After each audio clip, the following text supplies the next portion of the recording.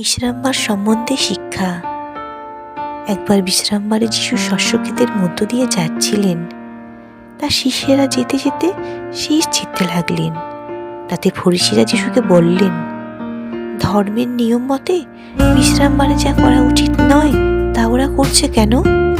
যিশু তাদের বললেন, অবিয়াথর যখন মহাপুরে ছিলেন সেই সময় দাউদ ও তার সঙ্গীদের একবার খিদে পেয়েছিল, কিন্তু তাদের সঙ্গে কোনো খাবার ছিল না। তখন দাউদ যা করেছিলেন তা কি আপনারা কখনো পড়েননি? তিনি তো ঈশ্বরের ঘরে ঢুকে সম্মুখ রুটি খেয়েছিলেন এবং সঙ্গীদেরও তা দিয়েছিলেন, কিন্তু এই রুটি পুরোহিতেরা ছাড়া আর কারো খাবারের নিয়ম ছিল না।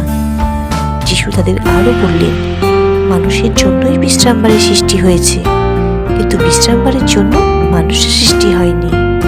তাই মনুষ্যপুত্র বিশ্রামবারেরই কর্তা।